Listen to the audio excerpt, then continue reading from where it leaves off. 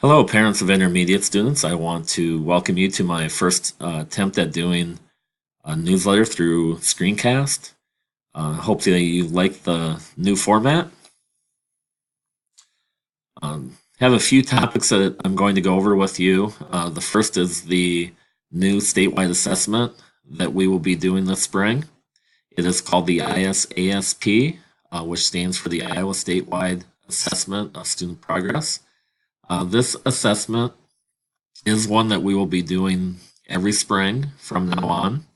In the past, we did Iowa assessments in the fall, but that did change. Every school in the state of Iowa is required to do this new statewide assessment in the spring.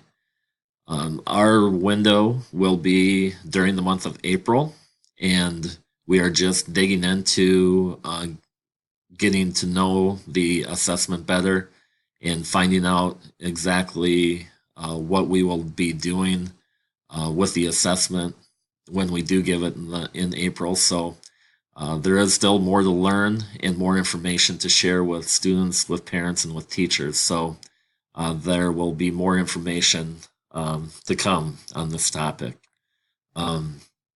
Next topic, the Old Creamery Theater. Some of you may know that the fifth grade attended a field trip on December 14th to Amana, to the Old Creamery Theater. It was the first time that we were ever able to actually go and attend at the theater in Amana.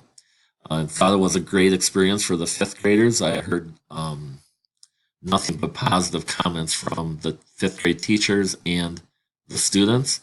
It was a completely packed house, so apologize that we were not able to have any parents be able to attend. There were schools, other school districts that did attend the same day, and I think they had like two or three open seats available. The fifth graders did attend the Lion Witch and the Wardrobe. The cost of that was close to $1,500, and so I wanted to thank the PTO for taking care of that expense, and also wanted to thank everyone in the school district because your support of the PTO is definitely the reason that we're able to attend and do some of the extra things in the intermediate building. So thank you for your continued support of the PTO. Next, I will attach a document to the email about winter weather expectations. This is a document that I sent out to teachers, but I want to share it with parents as well. Our winter weather expectations last through the month of February, although it does seem like our winter may last a little bit longer than that this year. Snow boots, snow pants, hats, and gloves are required of all students in order to play out in the playground.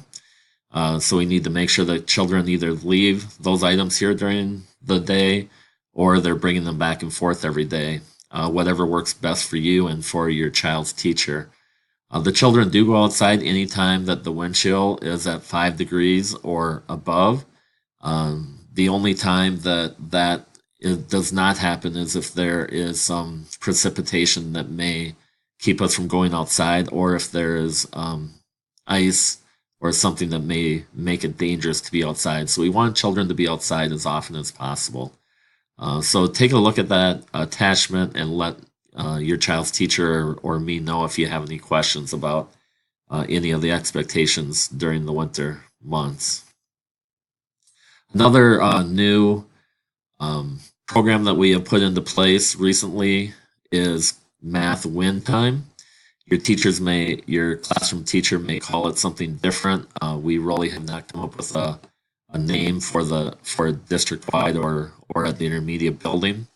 But it is, the WIN stands for What I Need, and it is an intervention time for students who may need some extra help in math. We have done FAST assessments for math last spring and in the fall, and we just finished them again in the winter. And doing the assessments the first time just was giving us a feel for how our students were doing and what it would show as far as students that may have a need.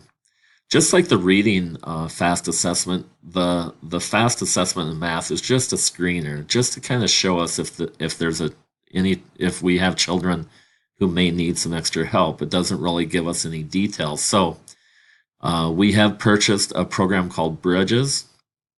Within that program, there is a diagnostic assessment that does give us a chance to dig deeper with the children that fall below benchmark with their screener. So we are able to find out exactly what their needs are. And so we do have the children in the groups now, the children that show the need, and they are going to different classrooms during that 20-minute intervention time or that win time to really work on what their needs are. If there are children who do not need that direct instruction from the teacher, they'll be working on a math program called Dreambox, which I know many of you know of. We have used Dreambox for the last 3 or 4 years here in the district. And so those children will be working on math independently during that time. Some teachers may also have some other work that those children may do during that time independently. But only the children who show a need will be working with those teachers during that math win time. Like I had mentioned before, we are using the Bridges program for that diagnostic assessment. We also are using it for the teaching component, and there also is a built-in progress monitoring too to make sure the children are picking up those math concepts that are really based on what the child needs. Next topics I want to talk about is our school resource officer. Our school resource officer this school year is Kelly Hughes. Some of you may know Deputy Hughes. She is a Linn County deputy. I really enjoyed getting to know Deputy Hughes this school year. She's very proactive and is in the school very often. Your children may mention seeing Deputy Hughes in the building. She really tries to get into classrooms, get into the lunchroom, and get into areas where she can really interact with children. It's very important to her to be very visible and someone who is seen as a positive person in this building and another person that's there to help. Deputy Hughes also has talked to me about some programs that we could bring into the school as far as teaching. Some of you may know that she has already done some of that this school year as far as some teaching in classrooms, and that's something that we do want to continue to be as proactive as possible to teach children of possible dangers or ways that they can remain safe and healthy. Next topic we want to talk about just for a couple minutes is homework. Many of you know that we do have a parent advisory committee.